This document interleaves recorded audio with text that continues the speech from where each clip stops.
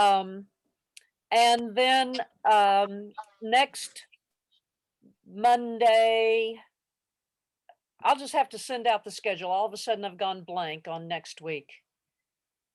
I think it's 2 author discussions.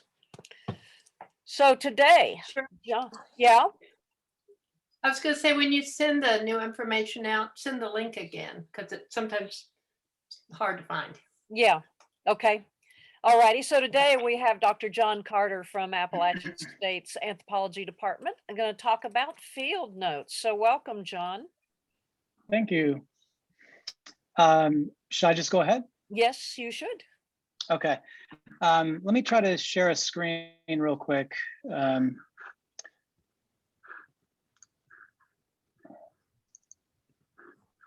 Is that visible to y'all? Yes, it is. Okay. All right. Let's see. Okay. When Cheryl asked me to do this, I was excited because I teach on research methods, and the person who taught me research methods is actually here. So that's Sue Keefe, and I can see Sue kind of in the side of Elvin's picture. And so kind of 2 generations here of people thinking about methodologies. And it's interesting because a lot of the stuff that I learned as an undergraduate about ethnographic methods or just fieldwork methods in anthropology, I felt like I had to relearn as soon as I started actually doing research. And I think that a lot of anthropologists feel this way too. I mean, as much as I've been able to talk to people about it, that when they get to the field, they kind of just figure it out on their own. And so I want to talk today about the things that I've figured out and what those things have to do with field work. And I titled this Ethnographic Field Notes, Anthropology and Time Travel. It's a very provocative title. I'm going to get to the time travel part in about midway through. But the reason that I'm thinking about time travel is because a lot of what we're thinking about when it comes to field notes is memory and how memory works. And I think of fieldwork notebooks, the place where we record our observations, as a kind of a portal back into the past. And I want to talk about the ways that I think that's best achieved in taking field notes. So just to begin, I think, for people who are not super familiar with anthropology, the place where we actually take field notes or where we take notes is what we call the field, which is typically somewhere that's not home, somewhere where we're kind of out of our element a little bit. And we just record observations and participate with people in what's going on, what we call participant observation. And so we're kind of participating in everything and observing it at the same time, and then writing down in our notebooks the things that we're learning. And we kind of write as we're doing things, we write afterwards, and then every night before we go to sleep, generally, I think anthropologists kind of like stay up for an hour or something trying to recall the day and fill in all the gaps. So fieldwork is this practice that usually takes place during the summer for us. So we're teaching during the year, and then in the summer we're in the field, and we come back with a kind of a trove of notes about what's happening there, what's changed, what people that we know are up to, and how their lives have progressed, and so forth. And so I think that it's really important that when we're in the field, anthropologists are kind of doing 2 things. One is that we have a research question, and we're trying to figure out, the answers to that question. In my own work, I've been doing research in Honduras and Central America for many years, and my work is on street gangs.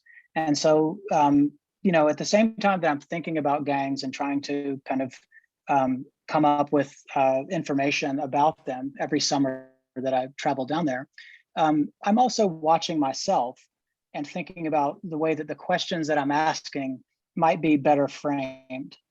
And this is what I think is so different about anthropology.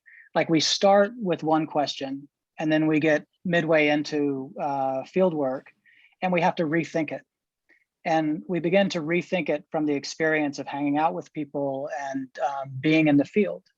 So we're watching our research object, which for me would be gangs, but we're also thinking about how the questions that we had might have been a little bit naive or simplistic, and we begin Thanks. to rethink and re-question from the field itself.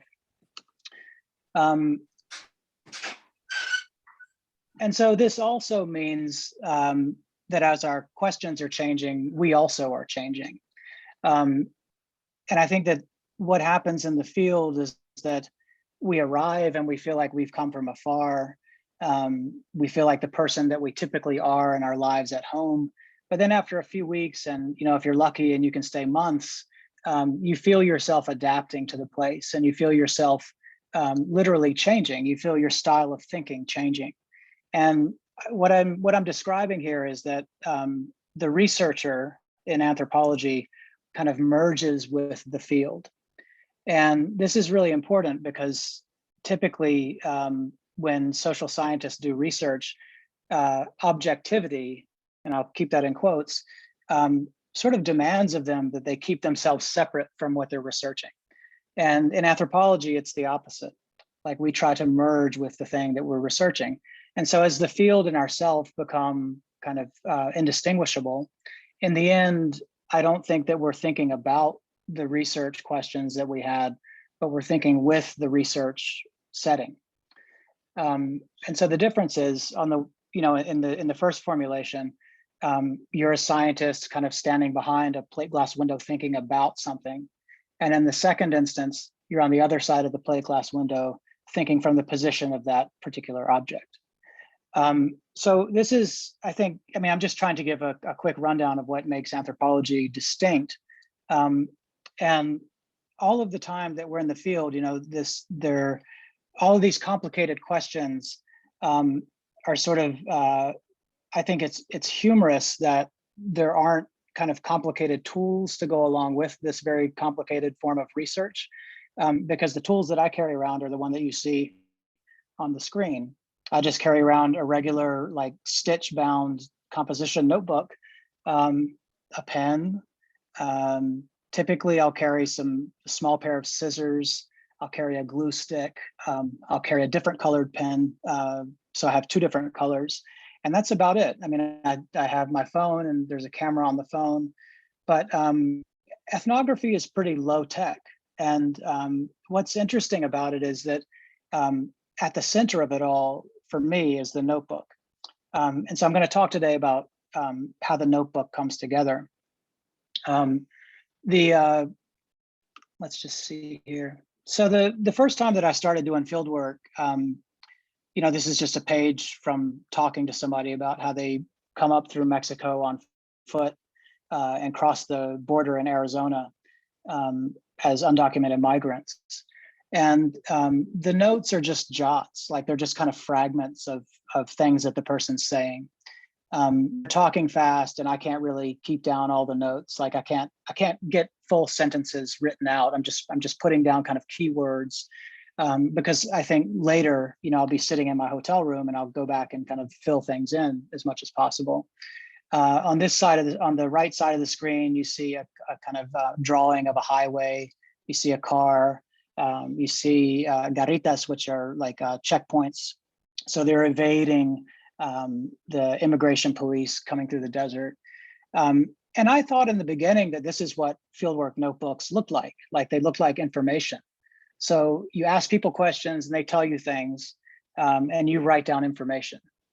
And from the early days of my fieldwork, the pages kind of look very similar to this, like they're fragmented bits of information. As I kept doing fieldwork, I got more interested in the question of how my thinking was changing over time.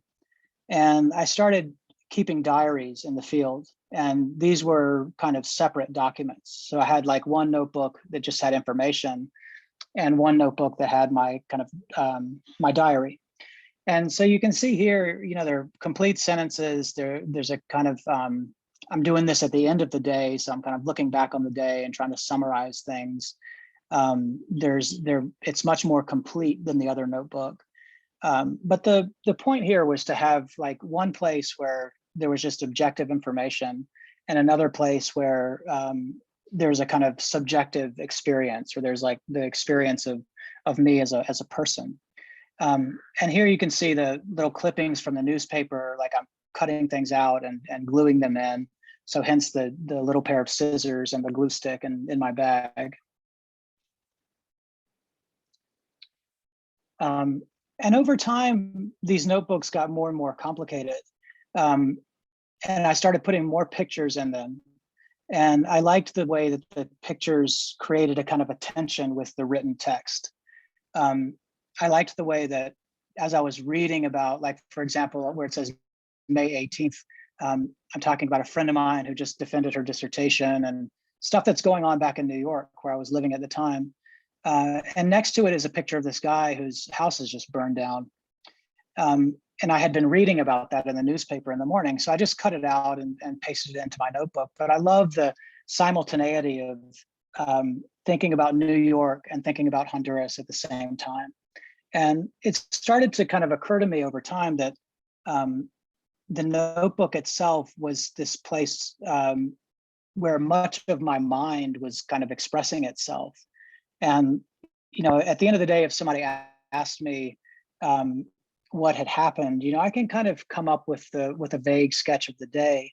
But if I started writing it down, it was much more detailed and my memory was much better as I wrote. So I started keeping as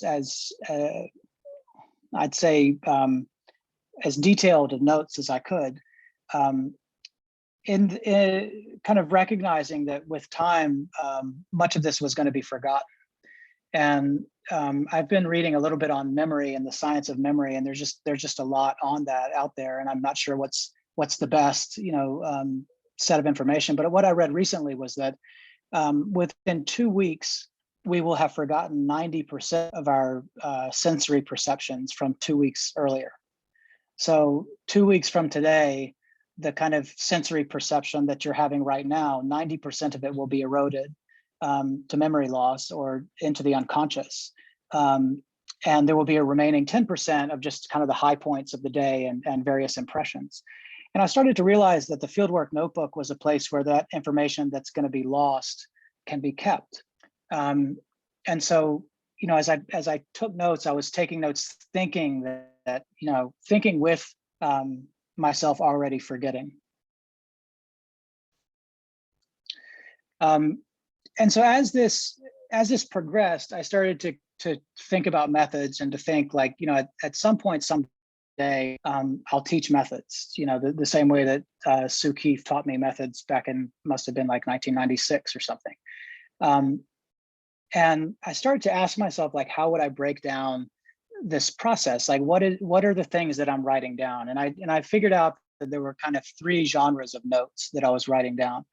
One of those was jots. And these are just things that I just write down as a little fragment of an impression, usually just standing in the street or hanging out with people and just trying to take notes while they talk. So, you know, they're incomplete sentences and they're just mnemonic devices so that I can go back and try to fill it in later.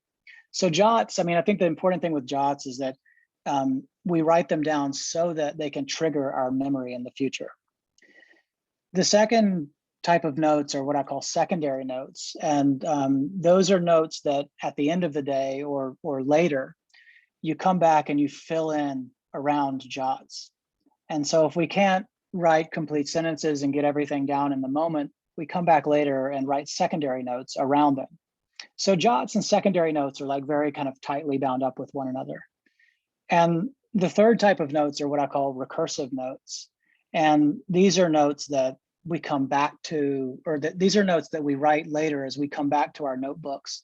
And we're looking at ourselves kind of with a little more distance. Recursivity, of course, means kind of moving in a circle. It's a circularity. And so recursive notes are the things that we write when we come back to the notebook. And as I take notes, here's a picture of a notebook a couple of years later. You can see it changing. And as I started to think about this, I started leaving the margins blank. Like I would leave about an inch on each side of the notes that I was taking down. And I did that because I wanted to have a space to write recursive notes later in the future. as I came back to the notebook and looked at it and looked at it with hindsight. And so you can see on the right-hand side that there are little arrows coming up off the page, and there's like kind of scrunched up handwriting around the notes in the middle of the page. Those are the recursive notes. So that's me later looking back on something that I was thinking and rethinking it. And anthropology, this is what anthropology is for me. It's a process of constantly rethinking and coming to know something over a long period of time. And so Cheryl asked me, I think, when she made the invitation for this talk, to say a little bit about how I store my field notes. And I keep them in a filing cabinet, and I keep them kind of sorted as notebooks in order, because I go back to them quite often. And I look at the things that I've written, and some of it, I cringe because it's like 20 years ago. And other parts of it I find really, really fascinating because I don't remember thinking those things. And so it's like I can recover a part of my brain by looking at these notebooks. And that's what I'm talking about when I talk about time travel. It's like I could put myself back in my own shoes at a certain point in my life as I was thinking things. And it's, I think it's helped me personally figure out a bit about what I'm doing in life. And that's a tall order. And I mean, I don't really take that statement too seriously, but it's an interesting mirror to have. I'll just put it that way. But with this page, one of the things that I wanted to point out was that at this point, I'm not keeping two notebooks anymore. Everything is into one notebook. So the information and the diary are simultaneous. As I write jots, I kind of come in at the end of the day and fill out around it. And so I was coming up with a method, and I thought at this point, I've sort of got a method. Like I've been in the field for probably like 10 years at this point, just off and on, going back and forth from like 1997 to about 2007. And it was around like 2006 or 2007 that it really came together for me. And as this happened, it was circumstantial that I came across William Burroughs' Scrapbooks. I don't know if y'all are familiar with Burroughs. I mean, I'm sure you probably heard his name or maybe know a lot about him. But William Burroughs was an avant-garde writer, mid-20th century writer, famously transgressive. His first book was called Queer, which was about being queer in New York City. His second book was called Junkie, which was about being addicted to morphine in New York City. And he wrote a lot of experimental literature, and he was interested in, I suppose, what literature could do rather than just telling stories. And when you look at William Burroughs' diaries and his scrapbooks, they're very much works of art. And so this is an example of one of the pages, where he's taking text that he's typed out on his typewriter and he's cutting it up. And in this case, it looks like he's burned it a little bit. He's combining it next to other fragments of things that he's seen in magazines, things that just pass through his peripheral vision, I guess, during the course of an average day. And he's juxtaposing it all on the same page as a collage. And Burroughs said of these scrapbooks that he felt like this was his way of getting around ideology, that the ideology of patriotism in the US at mid-century was so severe and demanding that one had to think how to get outside of it in order to have kind of freedom of thought. And it was through these journaling experiments that Burroughs said he kind of set his mind free. And what I like about them is, I'll skip to the next one. He divides his page up into 3 parts. So he's got some pages where everything is kind of pasted and it's sort of disorderly. But on the other side, you'll see that there are 3 columns. And in one column, he would just have pure information about the day, just the kind of details like the headlines of the day, like what's happening in the world. And in the next column, he would just have his own kinds of reflections about himself. And the third column would be a sort of ongoing narrative about the people in his life. And so he's got kind of three different conversations here happening at once about life itself. And I found this totally liberating. Like when I saw it, I thought like, this is what I think fieldwork notebooks do. I mean, they work with our brain on multiple registers. And Burroughs he's just, this is what he's working on. I was so shocked to learn about this work. And what I liked about it was that Burroughs said that in these collages, and between the collages and his writing, he said, the future is nested in these pages. And so it was his proposition that by looking at all of these details kind of juxtaposed with one another, that one could see future events, not in some kind of supernatural way, but that the clues to what's going to unfold in our lives are already there. We just have to have the kind of perceptual awareness to see them. And he felt like in his diaries, this was becoming possible. And I kind of have the reverse effect with my notebooks, where I'm looking into the past. And so the notebooks are places where different elements of life itself collect. And as we approach them, whether it's, you know, in the days after something has just occurred and you've written it down, or whether it's like years later and you're looking back on it, we, I think, see and learn things about the past that are different than what we thought in that particular moment. And so I look at these composition notebooks as a kind of, not just an archive of the past, but a kind of portal back into it. And so this was, sorry, I go back. This is skipping forward quite a bit. So this is from summer 2014. I was just picking out some notebooks last night and trying to figure out which ones were interesting to look at. But you can see by summer 2014, I've kind of got a system. And so I've been practicing this. It's not as messy. I mean, I like the old notebooks. I think they're kind of creatively amazing, but when I'm in the field now, I try to write so that I can actually read my own handwriting more easily. I keep a lot of space in the margins so that everything's not cramped, because I know that I'm going to come back and write in the margins. And I usually work with a black pen. And if I'm taking recursive notes, then I'll write with a red pen. And typically I'll date each page with the date of the recursive notes so that I know when I went back to it and when these notes were written. But you can see here a juxtaposition between just talking about events, clipping things from newspapers, and then looking back on things from the future.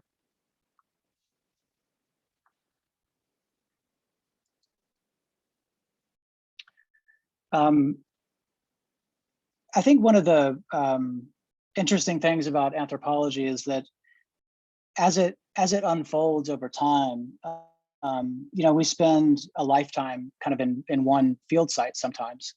And I've been going back to the neighborhood where I work for, it's more than 20 years now that I've been visiting. And so the people that I know also know me very well, and we're kind of, you know, enmeshed in one another's lives. And I was back there recently, and one of the days that I went out to visit one of my close friends in this very poor neighborhood on the outskirts of the capital city of Honduras, he took me to the grave of his son, who had been recently killed in a motorcycle accident. Is a very traumatic experience for the family. And when we went, you know, I hadn't seen him in a year, and life in Honduras had been very difficult, and there was a lot to talk about, you know. And because we were going to his son's grave, we didn't really speak. I mean, it was sort of tense. I mean, we were wondering if you know, people were going to be very emotional when we got there, and I had no idea what my reaction would be, because this was the first time that I was really confronting his death, and he was a close friend of mine. And we got out there and we spent the whole day kind of not talking. And we cleaned the grave and sort of picnicked on the hillside, but nobody really spoke a lot. And at the end of the day, there was a lot to write down. I mean, because I had been observing very closely my friend's reaction to his son's death, and I had been kind of watching him all day long, but I explained to students that part of what anthropology is this kind of long-term context in which perhaps one doesn't need to quite, talk all day long to be filled in on information, that one can observe and know things about another individual that are very subtle, that come from very subtle cues, because we've been experiencing them for, in this case, 20 years I've known him. And I think that the notebooks have become really valuable to me as I look at those relationships. And Vicente, his name is Vicente, this friend of mine. He said to me at the end of the day, I kind of remarked, like, I haven't seen you in so long, and we haven't really spoken even today as we've been out at the grave. And he said, well, we don't need to talk, do we? It's just good to see you. And I thought, it'd be difficult to explain this to a different kind of researcher. But the thing that I draw from this particular anecdote is that over time, we sort of enter into each other's lives in the field, and it transforms. It transforms us as we grow older, and our personalities change, and we become more mature. But it also transforms the other people who know us. And so through the notebooks, it's not just that I'm sort of like looking at my own reactions to the field work that I've done, but it helps me kind of understand the social context in which I have been changed. And these notebooks are kind of, I look at them as not just my own memories, but a place where like the kind of the shared history that I have with other people intersects with my own life.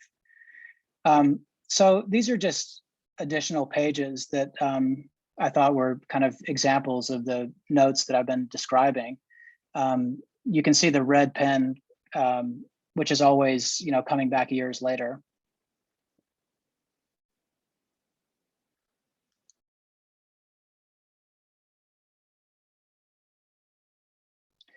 And, when the images share, I think, the page with the text, we're able to see more simultaneously what's happening in the world.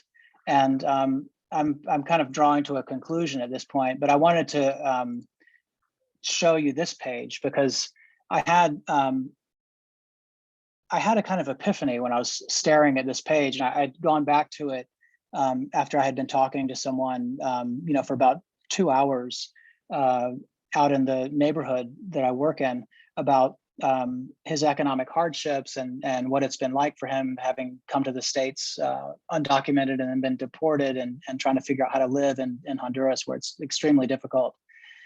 And he was describing to me the kind of tyranny of local gangs and narco traffickers and how dangerous it is in his neighborhood.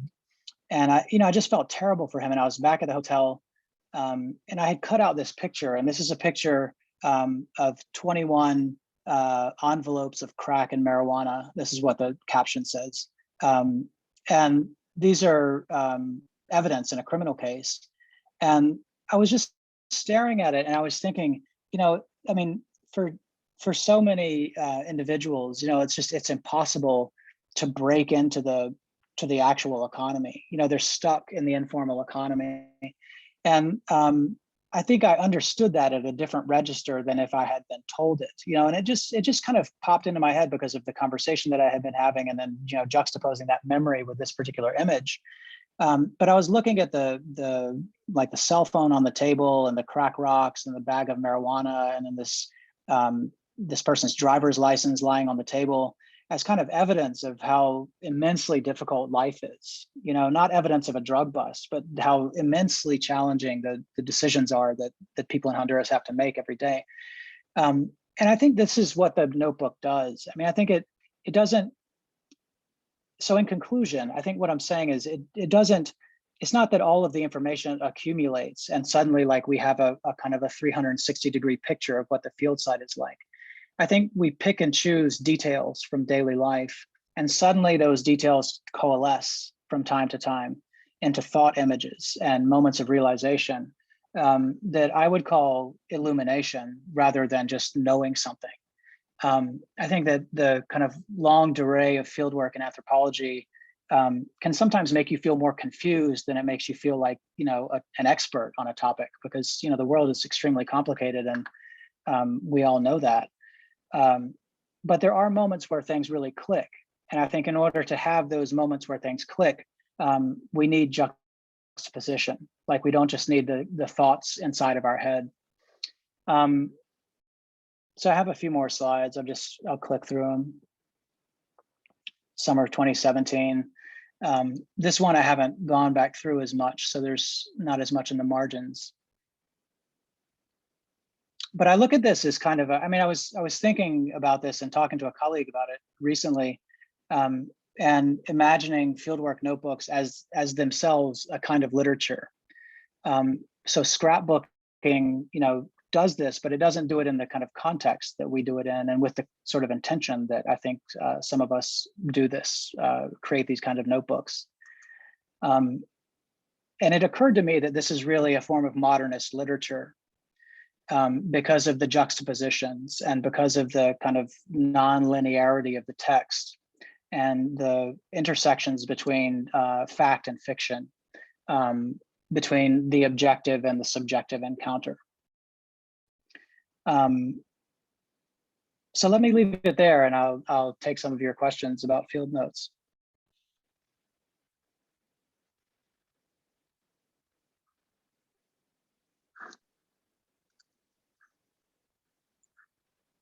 Jon, I have a couple of questions, but first one is, do you find I find your notebooks fascinating, by the way.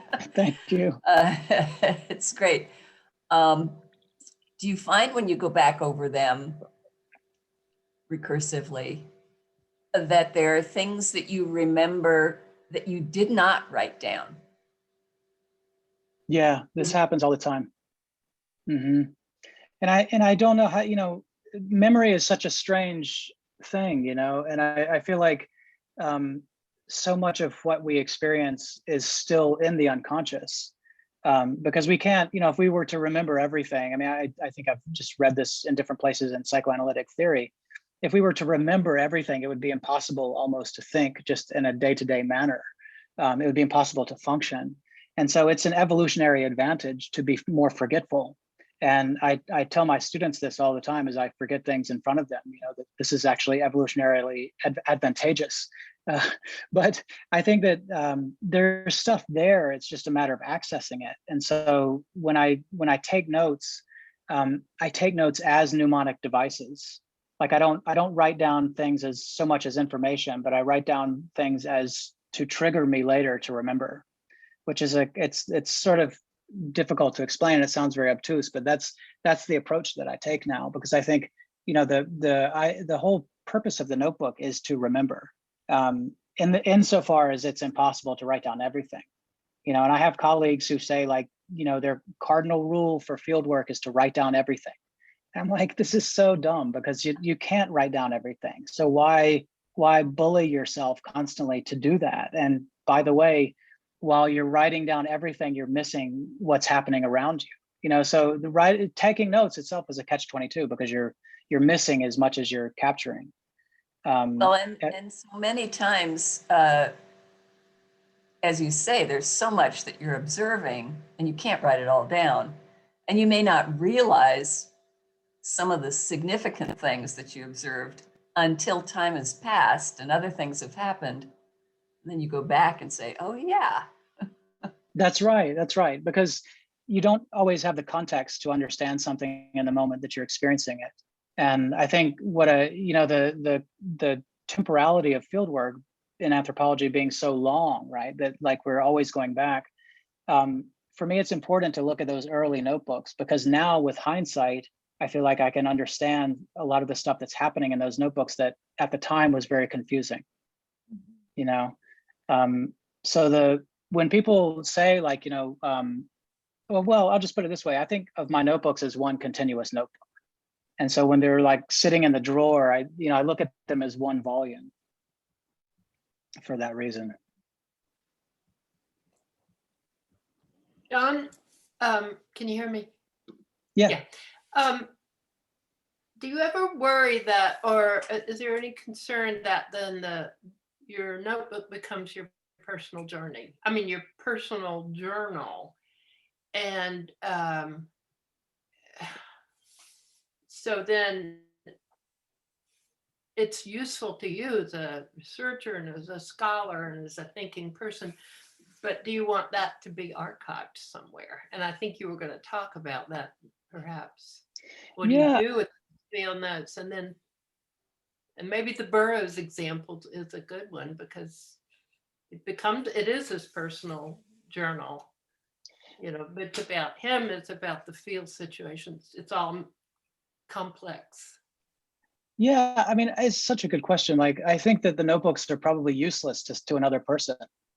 And there, you know, I know people who write field notes so that their graduate students can use them. And I'm the opposite. I think that what I'm writing is probably useless to another person because they don't have the kind of memory that I have of these situations. And so it doesn't, in this sense, the notebook is a kind of a prosthetic to one's mind, and it only fits that person's mind. So to someone else, it's just going to look like art. But to me, as an ethnographer, it functions in a particular way that is anthropological. But to someone else, sure. I think it's just a collage composition. Although, you know, I think that, so part B of that response would also be that objectivity is so ludicrous to me. Like if I had been taking objective notes trying to take objective notes the whole time, I think they would be, I would look at them as being in very bad faith, you know, because I can visualize myself in certain situations trying to be objective, and there's so much more going on than meets the eye when someone's just taking objective notes. And so I like the notebooks insofar as they merge keen observations with life experience as a way to kind of get around the question of objectivity, which I think is objectivity is a fun question to debate with sociologists, I think, but it's a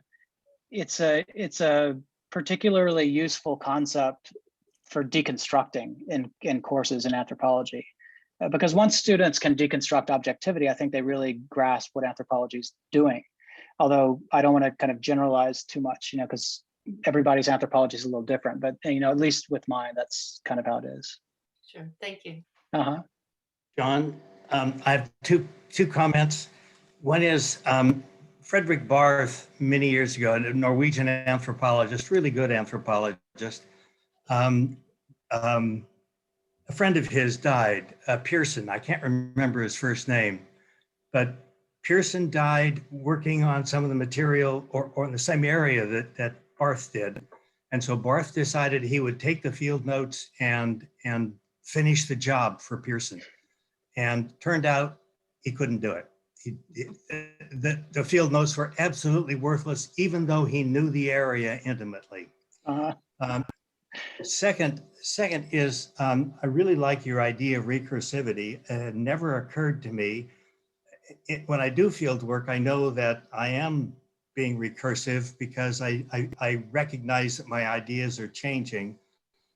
But now move that to another level. My first field work was in the mid-60s. Can you believe it? Mid-1960s.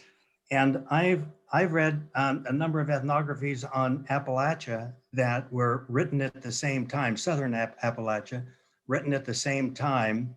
And I see such incredible mistakes. I mean, they just didn't get certain things. So now what an interesting idea to go back over my work earlier, both published and field notes, and see how can I resurrect my intellectual perspective then. And I might embarrass myself by doing that. I mean, I think it would be interesting to look at the mistakes, you know, to think about how mistakes happen in the moment, and then, you know, at what point they become obvious as mistakes and what the difference is between those two contexts. I mean, that would be a very interesting article. It also brings to mind context. So you know, you compared to the 1960s are a much different person. And so much has happened since then that we have hindsight, and all of that affects, you know, one's observations as well. hmm I think hindsight is, the notes become different with hindsight, right? So that's why I was saying in the beginning, like I take notes with a kind of sense of futurity, that there are notes which in some future moment will either be useful or not. And so I think about writing to that particular person who's looking for ideas and looking for inspiration at a later time. And that's shaped the way that I record information. Rather than just like seeing things and writing it down because it's there, you know, which is kind of how ethnographic methods has been explained to me by other anthropologists, you know, who quote unquote write down everything. They just record everything because they think they're going to need it at some point. And my sense is that so much of it is in your mind. You just have to know how to unlock your mind. And so you don't need to spend all of your time recording in that particular mode, you know. But it is, you know, hindsight is really the mechanism that it's the sort of like grease in the wheels of this machine, I think. John, I have another question. I love your notebooks because they're so old school, being handwritten. And so I'm wondering, do you type things up, you know, from your notebooks in any sort of, you know, using a computer or something? Yeah, I do. And it's just a different, yeah, sorry, go ahead. And secondly, do you make copies of your notebooks? Or is this the only copy of this notebook that you have, is the one, the physical one? Yeah, you're reminding me that I need to make copies of these notebooks. Well, it I haven't occurred done to it. me, Elva and I were talking this morning, anticipating your talk, and I was thinking back to my training in graduate school, where we were told to definitely make a second copy of your typed field notes, you know, use carbon paper to make a typed copy Mhm. and send that to somebody else, you know, so that there's a second copy somewhere. So if this gets destroyed, you know, you've got something. Yeah, I've heard of that. I know what you're talking about. I've actually seen those carbon copy notes in my advisor's office in grad school from way back. But to answer your first question, I for a long time in the field, I did just write on my computer. But I have that printed out and it's just stapled like among the notebooks. And I found that it's just a very different process because it's harder for me to integrate images and it doesn't have the kind of tactility that a notebook has. Like there's something very inspiring to me about the way that the notebook kind of grafts itself onto your body. You know, it's sort of discolored from like the sweat on my hands. Its pages have had things spilled on it. Like it absorbs the world in a particular way that is also very much tied to memory. And it feels like a part of my body. And I feel very close to it in a way, like they're very private. Like I would never, ever give them away to graduate students or like photocopy them and give them to someone else to preserve for me or something like that. But you know, with the stuff that's typed on my computer, it's kind of this binary of like either personal information or just data. And, you know, it's hard to explain like how the medium determines that, but I think it does. I had gotten my field notebooks together to show you what I use, but now I can't show you anything. I found a couple of things. One is my archaeological field notebooks are yours. So I buy the bound 2-page, just exactly like what you have, because I do a lot of drawing in them and, you know, measuring and lines here and lines there. My anthropological notebooks are a third this size. They fit in a breast pocket. And you know, and I just write and write and write and write and write, and do some drawing and whatever. But it just struck me this morning when I was thinking about this too, that, you know, why do I use two different kinds of notebooks for those two different subfields. I don't know. I guess because the idea of whipping out the notebook when you're talking to somebody, having it at hand in a way that I often don't need it in an archaeological site. I don't have to have it. I can always walk over to wherever my notebook is and write it down. The other thing, I don't want to let you off the hook quite so easily by saying you don't think your field notes should go anywhere. And that's just because I do wonder what it is we should, what should we do with our field notes? I mean, I have this problem with my field photographs. I mean, the National Register of Historic Places has a 50-year time on things that are eligible for the National Register. I've got slides from archaeological work in Yugoslavia in villages that I'm sure do not look anything like now what my slides showed them to look like in 1970. Who do I give these slides to? Do any of you feel like you owe your notebook that, we've got Native Americans who are laying claim to anthropological field notes and photographs and wanting them destroyed.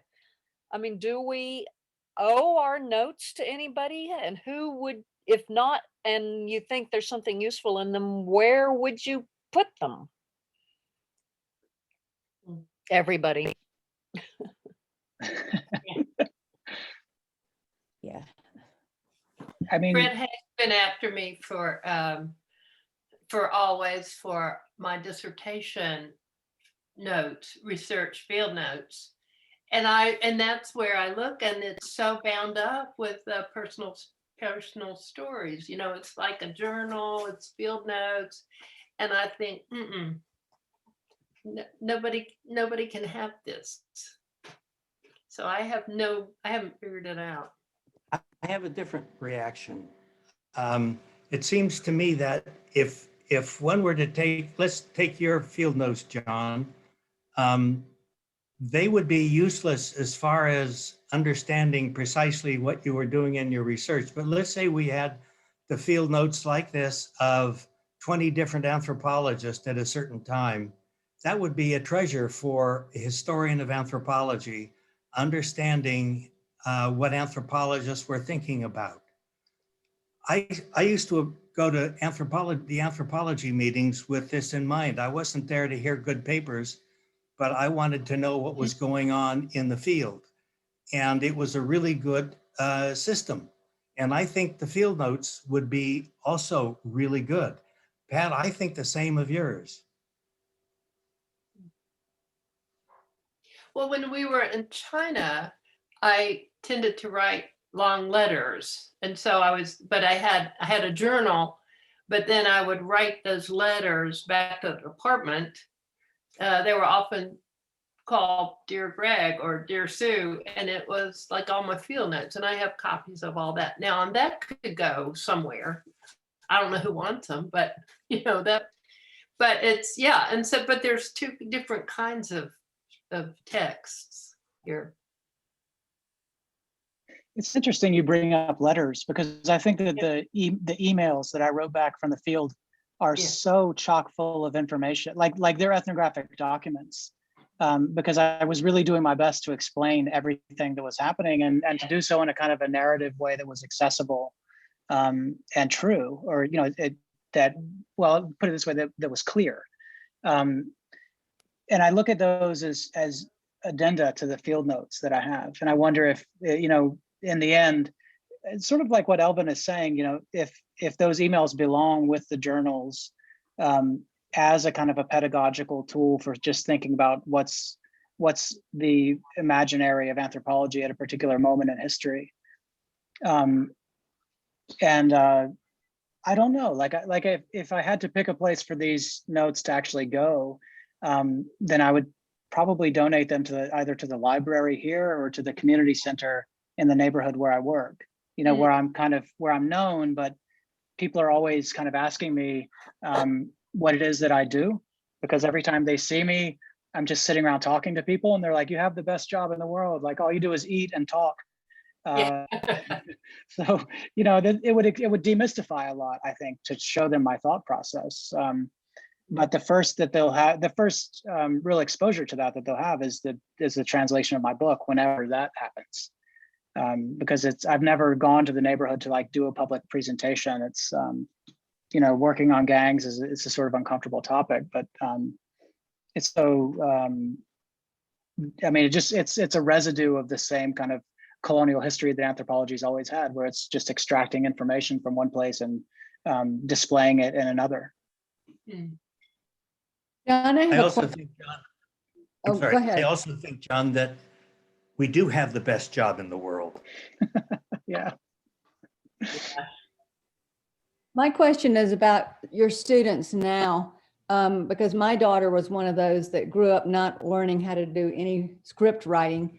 And really her handwriting is horrible, and she wishes that it weren't so horrible now. So what are you doing with students who really have to just spell out everything out? And then Get right first. how does the You can't- cursive, yes. Yeah, cursive writing. How does the iPhone fit into this in terms of recording or other ways of note taking? I'm just curious about what are you talking to them about? In my methods class, I actually give them a notebook. I don't ask them to buy one because I feel like they won't. So I give them one, and I give them a little pair of scissors, and I give them a stick of glue, and I talk to them about William Burroughs notebooks. And I just try to get them to tap into how amazing they are. And what I want them to see is that actually this is art. And if you've never produced any art in your life, it could be a kind of transformational new habit to take on. But their first reaction is, well, I don't write. The same thing you just said, like they're like, my handwriting's horrible, and it truly is. And they haven't exercised those muscles really in their lives, and so they want to use their iPhones to take notes in the different apps that they have. But when they start working with the notebook, I find that they have a kind of realization about materials, and they start to kind of think critically about the digital realm as something that they take for granted, and the material realm as something that they've never really worked with before. So in the best cases, they keep journaling, and they say, this has really like taught me a lot about my own life, and it's opened up kind of dimensions of reflection that I didn't have before. And in the worst case scenarios, nothing sticks, but the iPhone, it's just an incredible ethnographic tool. Like it's everything in one. It's a recorder, it's a phone, it's an incredible camera. And so a lot of times when I go into the field now, I don't even carry a camera with me. I just take my phone. But I very rarely take notes into the phone. I just find it too cumbersome with my thumbs. But I think a lot of the students that I have take notes in their phone and then transpose it into their notebooks secondarily, which is another kind of process. I'm not sure what to make of it, but they actively in the moment take notes on their phone, and then they kind of produce the notebook from that. So that's an extra step that, for them, I think it's just part of the notebook being anachronistic. Like they're interested in the notebook the same way they'd be interested in like a manual typewriter. Well, I think the notebook, I have been a note taker all my life, and I have found that there is a difference between handwriting a note and typing a note on a computer. My memory is so much better with handwritten. There's something there. Yeah. Mhm. And I also wanted to say, I do think these fit into the genre of artist books. And the whole time you've been talking, I was reminded of something recently that has come out. You've probably seen it in the news about these 50 years of these neighbors that were clipping things and making notebooks for black neighborhoods.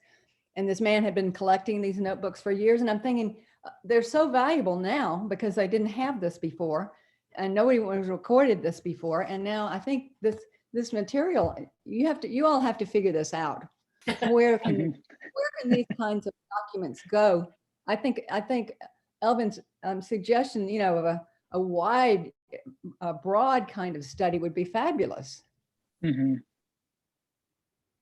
Yeah, I mean, it looks like outsider art. You know, like when I see some outsider art, like I feel very much a kinship with it, because of the kind of a lot of times the mania that goes into, like, the monomaniacal kind of force of someone's creative mind. Really, it's the same with notebooks. It's just like, because documentation and attentive or attunement to one's surroundings is sort of like a single muscle that one has to kind of continually work on, I think, to be a good ethnographer. But yeah, I mean, I think these are very much, I mean, they're very much, they ask us to break down the distinctions between science and art, which has always been the question in anthropology. So I mean, I think not everyone does notebooks like this. And if you had another anthropologist talk about notes, they would say something probably completely different from what I've said today. So I can't generalize it, but I think in the people who are trained like I was trained, or who read the same things that I did, and kind of we followed the same track in graduate school, our work is sort of similar in this way. And I think that the question that's always motivated us has been how to bring anthropology and art together in a way that's not superficial, but a way that actually makes ethnography into a multidimensional text.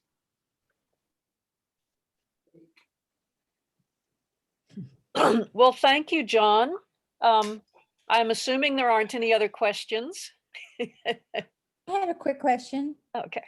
This is related to what Marilyn had asked. I had wondered early on when you were talking about jotting down notes, and you're in the street talking to someone, and you can't get every word in. That's what I was wondering, if you could record on your phone so that you can go back later when you're writing your notes, you would have the whole conversation rather than missing parts that, Do you ever use that, or is that too in the way you can't use the phone? Yeah, I do that actually, but I think, really, if I'm going to be honest, I find it too laborious to go back and listen to the entire thing and transcribe. Like, transcription is so tedious. Yeah. That I'll do anything not to to just forestall it. But I did, over the years, I would always have a recorder running as I'm talking to people and think I'm going to transcribe this when I get back to the university. And it so rarely happens, and so a lot of the jots are just to try to kind of like embed in my mind what the conversation was about and some sort of certain details of it. But there are other anthropologists who would cringe at what I'm saying and insist that a proper transcript is necessary. But I came to anthropology out of creative writing, and so in my books, or in my book, the conversations are rendered as dialogue, as if in a novel, and other people sort of put transcripts into their books where it looks like a transcribed document. So I mean, I think these are stylistic differences. Okay. All right. Well, I hope to see some of you on some of the other events we're having. And since I have so many anthropologists here, Linda Jensen is going to do a 3-part course on race and anthropology. Next month, I'll be sending out the Zoom link for that. All right. That's cool. Cheryl, will you include me in that? Sure. Okay, thank you.